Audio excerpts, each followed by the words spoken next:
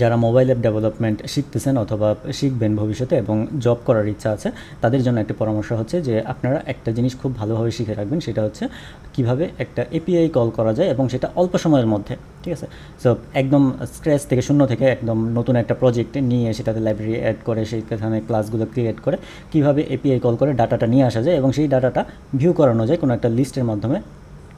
সেই জিনিসটা খুব অল্প সময় 40 থেকে 45 মিনিটের মধ্যে যেন আপনি করে ফেলতে পারেন পুরো জিনিসটা, এইটা খেয়াল রাখবেন। যদি না পারেন সেটা বারবার প্র্যাকটিসের মাধ্যমে সেটা অর্জন করবেন যাতে আপনি অল্প সময়ের মধ্যে এই কাজটা করে ফেলতে পারেন। কারণ কি, আপনি যখন জব করতে যাবেন, জব ইন্টারভিউয়ে বেশিরভাগ ক্ষেত্রে মানে টেকনিক্যাল ইন্টারভিউয়ে বেশিরভাগ ক্ষেত্রে যেটা হয়, একটা কমন প্র্যাকটিস আছে, সেটা হচ্ছে আপনাকে একটা এপিআই দিয়ে দিবে এবং সেই এপিআই কল করে হচ্ছে যে আপনাকে ডাটা নিয়ে আসতে হবে এবং সেটা ভিউয়ে দেখাতে হবে এবং সাধারণত 30-40 মিনিট বা কোনো কেউ 1 ঘন্টা সময় দিয়ে থাকতে পারে। এটা হচ্ছে যে একটা কমন প্র্যাকটিস সব জায়গায়, সব ইন্টারভিউয়ে যে এই জিনিসটা আপনাকে করতে দিবে ব্যাপারটা এরকম না, তবে অনেক কোম্পানি এটা করে।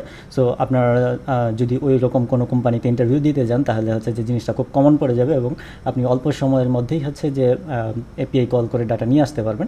এবং বেশিরভাগ ক্ষেত্রে যেটা হয়, আপনি ইন্টারভিউ যাই জিজ্ঞেস করুক, আপনি যখন জব করতে যাবেন একটা অ্যাপ ডেভেলপমেন্ট করার ক্ষেত্রে এই এপিআই কলটাই সবচাইতে বেশি দরকার পড়ে।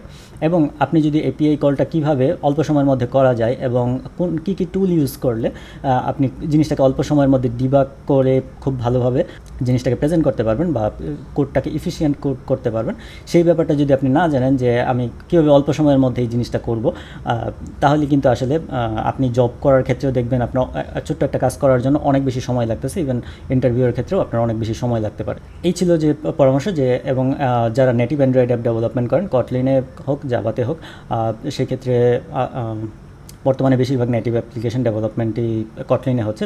নতুন যারা প্রজেক্ট করতেছেন তারা কটলিনে করতেছেন এবং আপনার কটলিনে যদি আপনি কটলিনে শিখে থাকেন বা শিখার প্ল্যান থাকে তাহলে হচ্ছে যে কটলিনে কীভাবে রিট্রোফিট দিয়ে এপিআই কল করা যায় এবং খুব ভালোভাবে জিনিসটা খুব অল্প সময়ের মধ্যেই শেষ করা যায় সেই ব্যাপারটা খেয়াল রাখবেন।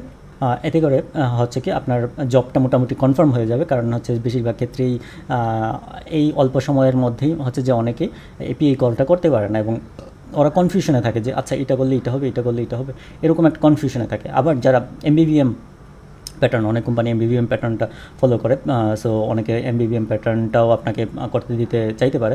যদিও আপনি যদি বিগিনার হয়ে থাকেন তাহলে হয়তো বা এমবিভিএমটা চাইবে না, কিন্তু রিট্রোফিট অবশ্যই চাইবে। আপনি বিগিনার হলেও আপনার রিট্রোফিট চাইবে। মিড লেভেলে বা সিনিয়র পজিশনে হচ্ছে যে ইন্টারভিউ দিবেন তাদের ক্ষেত্রে হয়তো বা এমবিভিএম প্যাটার্ন সহ চাইতে পারে। আপনার কোডের স্টাইল কতটুকু ভালো সেটাও কিন্তু জানতে চাইতে পারে। সেক্ষেত্রে এমবিভিএম প্যাটার্ন সম্বন্ধেও একটা ভালো একটা আইডিয়া নিয়ে আছে যে আপনি ইন্টারভিউ যাবেন, যাতে করে এখান থেকে কোনো একটা কোশ্চেন জিজ্ঞেস করলে সেটাকে আপনি খুব ঠিকঠাকভাবে অ্যান্সার দিতে পারেন। এবং আরেকটা জিনিস হচ্ছে যে কয়েকটা জিনিস, একটা হচ্ছে যে কটলিন খুব সুন্দরভাবে জানতে হবে যে কটলিনের ইন্টারনাল যে ব্যাপারগুলো, কমন কিছু ব্যাপার থাকে সেই মানে একটা জাভা থেকে যে ব্যাপারগুলো ডিফারেন্ট আছে সেই ব্যাপারগুলো হচ্ছে যে আমাদের জানা থাকতে হবে।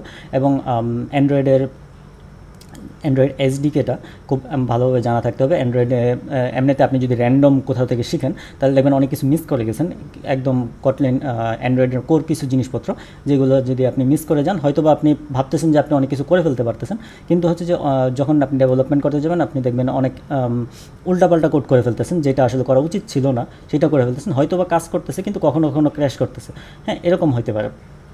সো আপনি হচ্ছে যে ধারাবাহিকভাবে যদি আপনি শিখেন তাহলে হচ্ছে যে এই ব্যাপারগুলো মিস করবেন না। সেটা একটা হচ্ছে যে অ্যান্ড্রয়েড এসডিকে, তো কটলিন অ্যান্ড্রয়েড এসডিকে, আর হচ্ছে যে এমবিভিএম প্যাটার্ন, যে প্যাটার্ন দিয়ে হচ্ছে যে আপনি কোডগুলোকে সুন্দর করে গুছিয়ে রাখবেন। এই ব্যাপারগুলো হচ্ছে যদি আপনি ভালোভাবে জানেন, আপনি দেশে এবং বিদেশে বিভিন্ন জায়গায় ইন্টারভিউ আপনি খুব ভালো করবেন বলে আশা করতেছি। আর অনেক কোম্পানি হচ্ছে যে প্রবলেম সলভিংটার প্রতি গুরুত্ব দেয়। যারা প্রবলেম সলভিং করার আগে থেকেই করতেছেন তারা অবশ্যই প্রবলেম সলভিংটাও চালিয়ে যাবেন, কারণ অনেক কোম্পানি হচ্ছে যে শুধু প্রবলেম সলভিংটাই দেখবে, আপনার অ্যান্ড্রয়েডে কী পারেন সেটা দেখবে না। সো এক এক কোম্পানি এক একভাবে ইন্টারভিউ নিয়ে থাকে। তো আপনি যদি ইন্টারভিউ ভালো করতে চান আপনি আগেই হচ্ছে যে একটা কাজ করেন, সেটা হচ্ছে যিনি এইচআর আছেন অর্থাৎ যিনি আপনার সাথে কন্ট্যাক্ট করতেছেন জবের জন্য, ওনার সাথে আগেই জিজ্ঞেস করবেন যে আসলে কী ধরনের কোশ্চেন করতে পারে। হ্যাঁ, সো আপনি যদি আগেই জানেন যে আচ্ছা এখানে অ্যান্ড্রয়েড নিয়ে কিছু জিজ্ঞেস করবে না, যে শুধু প্রবলেম সলভিং নিয়ে জানতে পারলেই হবে, সেই ক্ষেত্রে হচ্ছে যে প্রবলেম সলভিংটা একটু ফোকাস করবেন এবং প্রবলেম সলভিংটা কটলিনে ফোকাস করলে খুব ভালো হয়, অথবা জাভাতে। এখনও জাভাও কিছু কোম্পানি জাভাও ফলো করে, তবে কটলিনটা বেশিরভাগ কোম্পানি ফলো করার চেষ্টা করতেছে। আর যদি মনে করেন যে প্রবলেম সলভিং ওরা দিবে না তাহলে হচ্ছে যে আপনি বুঝতেই পারতেছেন আপনাকে কী জিজ্ঞেস করবে, যে টেকনিক্যাল স্কিলের মধ্যে হচ্ছে যে একটা হয় একটা এপিআই কল করা ধরতে পারে, আর হচ্ছে যে এমবিভিএম প্যাটার্ন, অ্যান্ড্রয়েড এসডিকে এবং কটলিনের কোর কিছু জিনিসপত্র যেগুলো হচ্ছে যে জাভাতে নাই, সেই সব জিনিসপত্র নিয়ে জিজ্ঞেস করতে পারে। এই জিনিসগুলো জানা থাকলে হচ্ছে যে আপনি ইন্টারভিউয়ে ভালো করবেন বলে আশা করতেছি। ধন্যবাদ।